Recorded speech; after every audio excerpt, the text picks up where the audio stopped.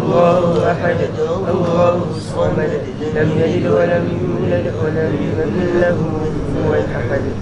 بسم الله الرحمن الرحيم.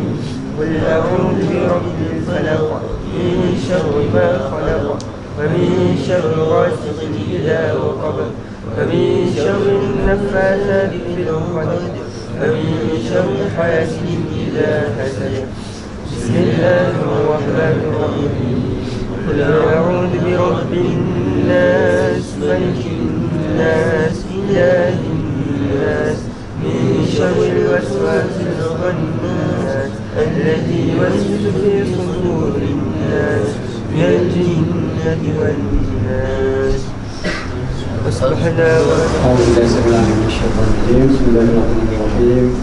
الحمد لله رب العالمين والصلاة والسلام على رسول الله وعلى آله وأصحابه وذريته أجمعين. السلام عليكم warahmatullahi wabarakatuh. Anak yang dikasihi sekalian, alhamdulillah wa syukurillah dan syukur kepada Allah Subhanahu wa taala yang telah menghidupkan kembali kita pas kita mati. Hakikatnya bila kita tidur tu kita dimatikan oleh Allah Subhanahu wa taala untuk sementara waktu, kemudian kita dihidupkan kembali. Syukur kepada Allah Subhanahu wa taala kerana yang menentukan hidup dan mati kita ni adalah Allah Subhanahu wa taala. Ramai orang tidur terus tidur tak bangun-bangun dah. Kita kadang-kadang terlalu yakin, betul tak? Bila kita tidur tu kita yakin besok bangun kan? Betul tak? Ada tak rasa besok nanti aku tak bangun besok ni? Ada tak rasa? Jarang kan? Jarang rasa kan? Kita rasa sangat confident bahawa besok kita akan dibangunkan oleh Allah Subhanahu wa taala. Jadi kamu kita masih lagi mati kan? Masih lagi tidak dihidupkan oleh Allah Subhanahu wa taala. Kenapa? Kerana tak bangun-bangun lagi kan? Masih lagi ada yang terus dimatikan oleh Allah Subhanahu wa taala. Setelah pukul berapa mana harap semuanya bangun untuk solat subuh walaupun tak datang ke surau. Baik anak-anak yang kasih sekalian, hari ini kita akan mulakan pengajian kita dan Nabi cuba yang sebaik mungkinlah setiap hari Minggu. So, hari Minggu tak ada kuliah, tak ada apa, so kita akan ambil masa dalam lebih kurang setengah jam je, tak akan lama insyaAllah. Kita akan baca buku Kitab Tauhid oleh Syekh Abdul Majid Aziz Az-Zindani. Ini buku dia, buku yang berkaitan dengan dia ada kitab Tauhid diperaki oleh fakta sains lah. Okey, jadi kalau kita belajar sains dan sebagainya, tidak seharusnya sains, matematik dan semua ilmu-ilmu Allah Ta'ala itu menjauhkan kita daripada Allah Subhanahu wa taala. Sebab semua ilmu yang kita belajar, sama ada ilmu agama ke ilmu apa yang disebutkan sebagai ilmu yang berkaitan dengan apa, keduniaan ke, material ke, ianya semuanya adalah ilmu daripada Allah Subhanahu wa taala. Jadi apa saja yang kita belajar, selagi mana ilmu itu boleh bawa kita dekat dengan Allah, maka itu adalah ilmu yang diredai oleh Allah Subhanahu wa taala. Kita belajar sains, sains boleh mendekatkan kita dengan Allah, boleh lebih nampak lebih nampak kekuasaan Allah, lebih nampak kehebatan Allah melalui sains. Kalau kita belajar Quran saja kita tak nampak sangat, sebab Al-Quran ni boleh dikatakan sebagai benda yang agak teori, teori artinya sebut cerita kan. Tapi selagi mana kita tak mendalami, kita tak akan nampak kekuasaan Allah yang sebenar. Jadi sebab tu kalau kita tengok setakat tengok langit, tak nampak sangat kehebatan Allah Ta'ala. Tapi kalau kita kaji apa yang ada di cakrawala sana, subhanallah, kita akan dapat tengok betapa besar dan hebatnya Allah Subhanahu Wa Ta'ala. Kalau kita tengok bumi saja, yelah memang hebatlah. Tapi kalau kita pergi dalam lagi, dia jauh lebih hebat. Pergi selam dalam dasar lautan, kita tengok subhanallah, ciptaan-ciptaan Allah yang sangat hebat dan sangat luar biasa. Fotografi, Nabi minat fotografi. Kalau kita tengok binatang, binatang satu benda makhluk lah. Kita tengok zahir kita tak nampak kehebatan ciptaan, tapi bila kita zoom in tengok, nampak subhanallah. Tengok lalat tu nampak dia punya subhanallah, dia punya segala bentuk tubuh badan dia punya apa ni, Allah apa benda yang disebut kan. Nampak subhanallah, hebat sangat ciptaan Allah Subhanahu Wa Taala. Jadi apa saja yang kita belajar, ilmu apa pun kita belajar, yang penting ilmu tu boleh bawa kita pada Allah SWT, lebih dekat, lebih rasa kita ni kerdil saja. Kita ni hamba Allah Ta'ala yang lemah, yang tak ada apa-apa pun kecuali apa yang Allah Ta'ala bagi kepada kita.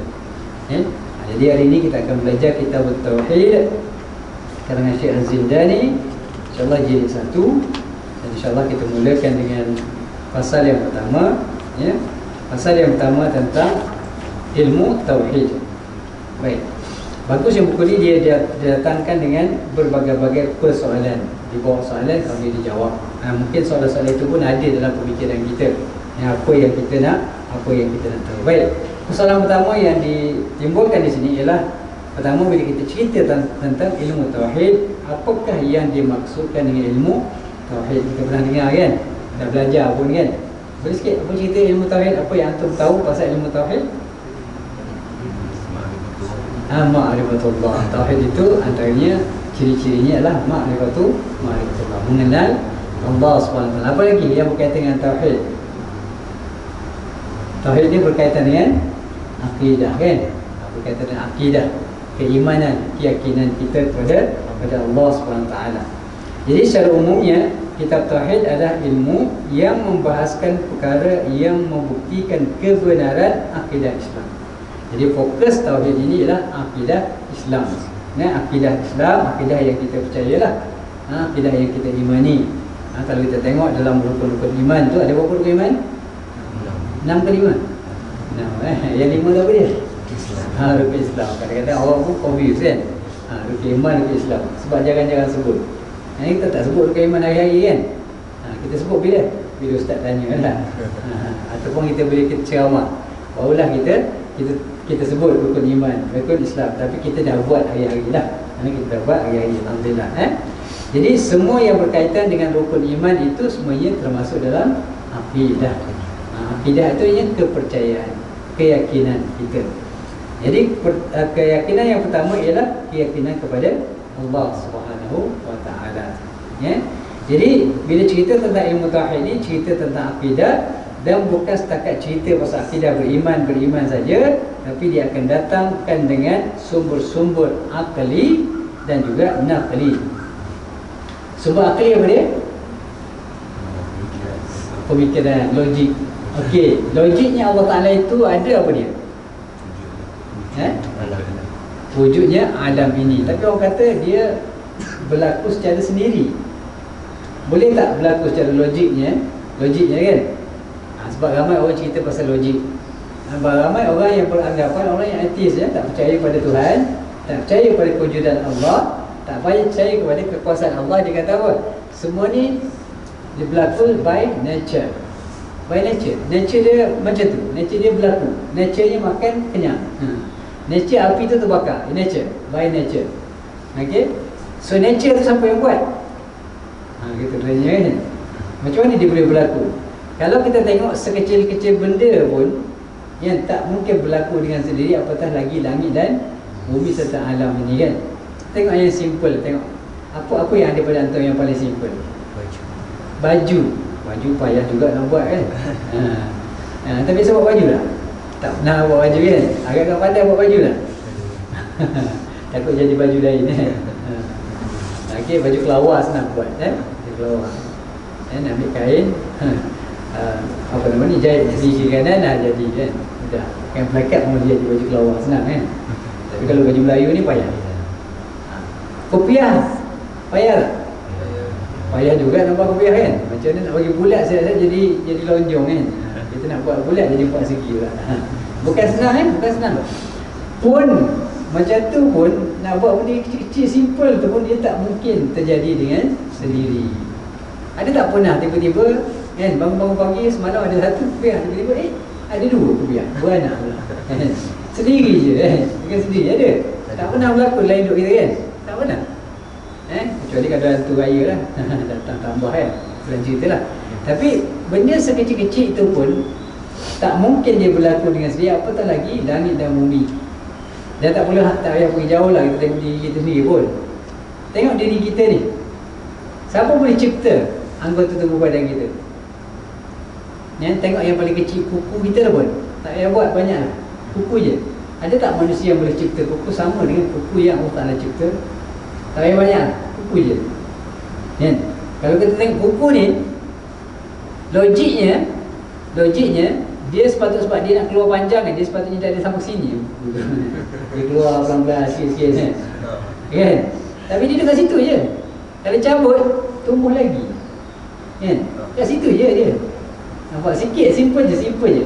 Kita tak nak pergi jauh-jauh nak cerita tentang kekuasaan. Tengok tubuh badan kita pun kita boleh nampak kekuasaan dan kehebatan Allah SWT. Apa lagi kalau kita pergi tengok langit dan bumi, yang kejadian manusia itu daripada air mani.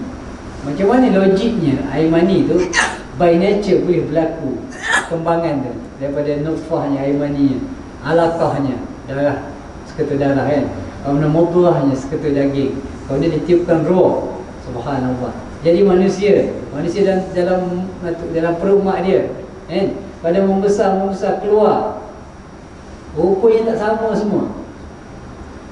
Boleh ke by nature buat benda ni semua berlaku dengan sendiri? Tak mungkin. Tak mungkin dia berlaku dengan semesti ada pencipta. Sebab itulah kalau orang belajar sains, ramai kita tengok saintis yang agak terbuka bagi pemikiran mereka, yang mereka tidak ta'assub sangat, tidak menafikan segala-galanya. Mereka menerima hakikat berdasarkan kajian sains mereka. Sebab dia kata bagi orang yang tidak beriman, asasnya apa dia? Seeing is believing. Betul?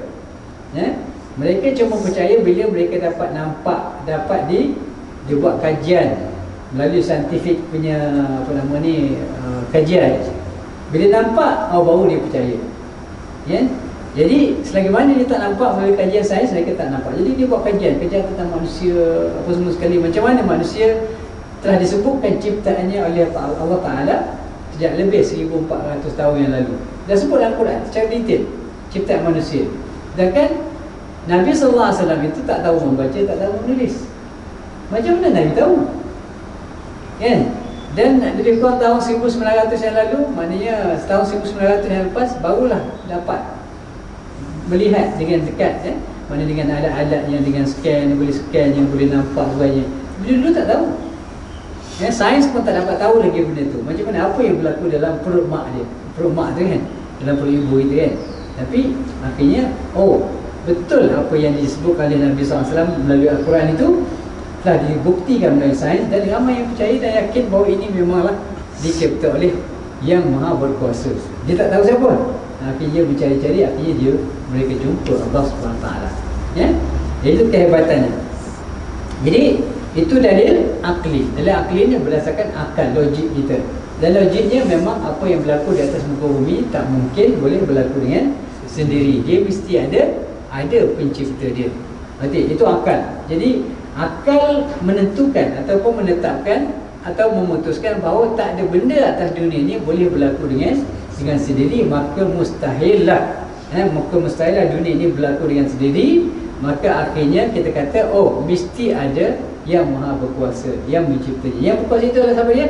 Allah Subhanahu wa Ta'ala. Jadi akal pun sebenarnya menetapkan atau memutuskan bahawa Allah Ta'ala itu wujud. Allah Ta'ala itu wujud dan Allah Ta'ala itu Maha Berkuasa. Baik. Kemudian dengan dalil naqli. Dalil naqli apa dia? Dalil naqli ini daripada Quran dan hadis. Naqli artinya dinakalkan daripada Quran dan juga hadis. Artinya bukan hanya cerita logik saja. Cerita logik saja pun tak boleh pakai juga, tak kuat. Sebab logik manusia ni tak boleh pakai. Sebab apa? Sebab akal manusia ni dia terhad. Kalau logik akal saja, boleh tak kita percaya syurga? Boleh tak percaya syurga? Logik tak syurga tu ada? Secara logik sajalah. Boleh tak manusia yang tak pernah, contohlah kita lah, kita tak pernah belajar pun tentang Quran, kita tak pernah belajar pun tentang hadis. Hadis tak cerita, Quran tak cerita pasal syurga. Agak-agak kita boleh percaya tak? Boleh tak terlintas di pemikiran kita, mesti ada syurga? Logiknya syurga ada. Ada tak? Mungkin tak mungkin? Boleh tak? Mungkin payahlah. Maka kita tak akan terfikir pun adanya syurga, ada neraka. Sebab itulah ramai hari ini orang-orang yang tak beriman. Orang-orang yang tak beriman sebab apa? Pertama, dia tak nampak. Dan logik akal dia tak nampak. Kadang-kadang logik sebab tu logik saja tak boleh pakai. Ada kalanya logik perlu, akal perlu, tapi ada kalanya akal saja dia tak sampai.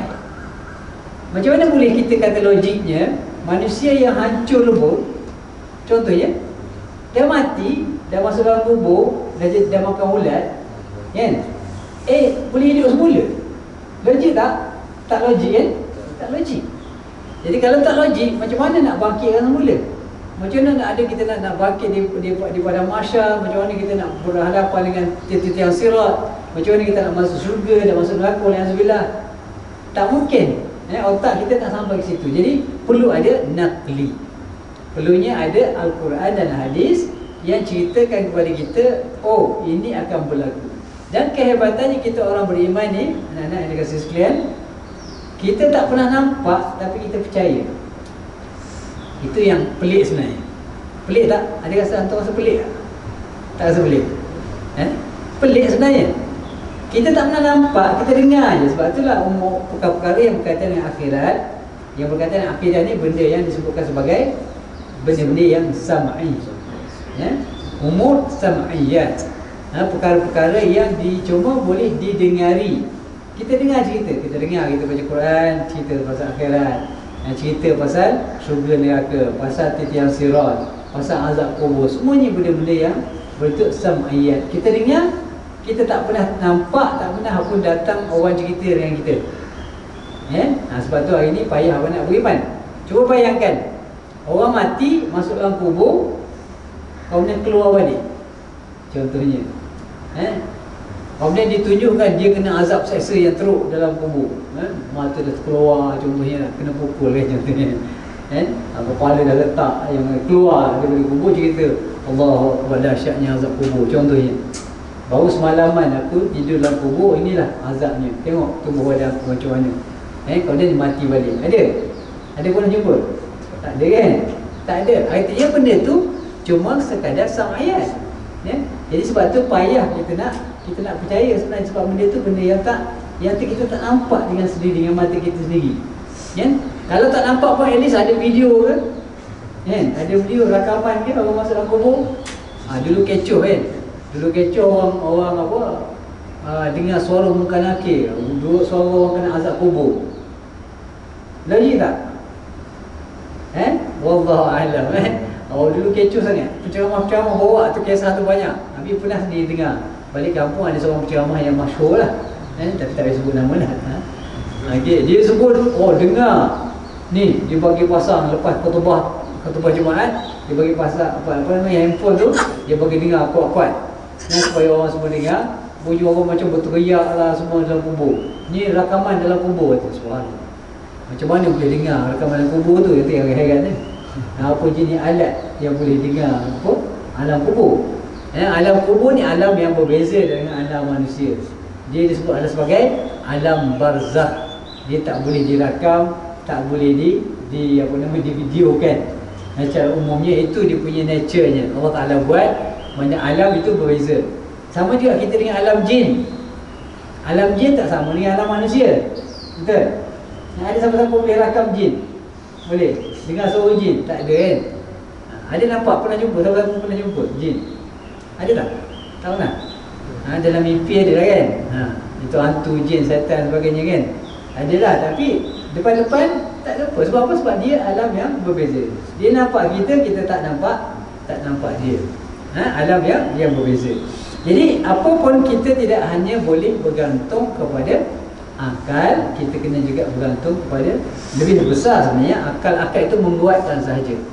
Akal itu sebenarnya membuatkan. Sebenarnya dia mula sepatutnya nakli dulu. Akli. Macam kita ni usia ni, universiti nakli akli. Nakli dulu Quran Sunnah, kemudian barulah datangnya logik akal. Baik, kena ada semua tu. Sebab kita kalau berdasarkan pada logik, pada kemampuan akal kita tak nampak lebih daripada apa yang kita nampak depan mata kita ataupun orang cerita. Baik. Ia juga adalah ilmu yang mendedahkan segala kebatilan orang kafir. Bukan setakat cerita pasal akidah je, bukan setakat cerita pasal rukun-rukun iman, tapi cerita juga tentang apa dia? Kebatilan orang kafir. Apa yang disembah oleh orang kafir itu adalah salah, tak betul, sesat. Keraguan dan pendustaan yang mereka lakukan. Sebab apa? Kenapa kena cerita juga benda-benda yang batil ni? Sebab bagi orang tahu. Sebab kadang-kadang ada orang yang kafir tapi dia tak tahu dia kafir. Dia tak tahu dia kafir. Hari ni kenapa orang yang bukan Islam terus beriman, percaya dengan apa yang mereka percaya dan yakin, kerana mereka yakin itu adalah satu kebenaran. Bahkan mereka juga mungkin mengatakan bahawa kita orang Islam ni yang sesat, kita lah yang akan masuk neraka pada pandangan mereka. Sebab itulah mereka mempertahankan kepercayaan mereka. Mereka masih lagi menyembah berhala kerana mereka yakin itulah yang sebenar pada pandangan mereka. Sebab itulah kita tengok hari ni, anak-anak, total population di seluruh dunia sekarang berapa kakak? Lebih kurang berapa bilion? Lebih kurang 7 bilion. Lebih kurang 7 bilion manusia ada atas dunia ni sekarang. Mengikut statistik yang terbarulah. 7 bilion ni berapa orang beriman yang Islam? Siapa tahu? Cuba kira. Boleh kira tak? Lebih kurang 1.5 bilion saja orang Islam. Artinya kita orang Islam ni umat minoriti. Umat minoriti yang sedikit jumlah dia. Artinya tinggal berapa lagi? Matematik. 7 bilion tolak 1.5 bilion, berapa bilion? 5.5. Matematik dia pagi-pagi ni biasalah kan. Ngantuk dia. Okey. 5.5 bilion yang belum beriman, yang tak beriman lagi. Kalau secara zahirnya, secara zahirnya lah, on the paper, di atas kertasnya, kalau ditakdirkan Allah Ta'ala matikan semua manusia sekarang, semua 7 bilion tu zam, mati, kiamat, semua mati. Pada asasnya, semua yang 5.5 bilion tu akan masuk syurga, akan masuk neraka zahirnya. Kerana apa? Kerana orang yang tidak beriman kepada Allah SWT memang tidak akan diampunkan oleh Allah SWT. Inna Allah la yaghfiru an yushraka bihi wa yaghfiru ma duna dzalika liman yasha. Allah Ta'ala tidak akan mengampunkan. Inna Allah la yaghfiru an yushraka bihi. Allah Ta'ala tak akan mengampunkan orang yang melakukan syirik kepadanya. Menyembah berhala, melakukan syirik itu semuanya dosa yang paling besar yang tidak mungkin akan diampunkan oleh Allah Subhanahu Wa Taala. Maksudnya kalau orang yang mati itu dalam keadaan kufur, mati dia tak beriman pada Allah, mati tak beriman pada rukun-rukun iman yang lain itu, maka mereka itu dianggap sebagai kafir, tidak beriman. Dan kalau mereka tidak beriman, kalau mereka mati, confirm masuk neraka. Kenapa? Kerana Allah tak mungkin akan ampunkan dosa mereka. Sebab dosa syirik ni dosa yang paling besar. Kejahatan yang paling besar ialah kejahatan syirik kepada Allah Subhanahu Wa Taala. Itu kejahatan yang paling besar.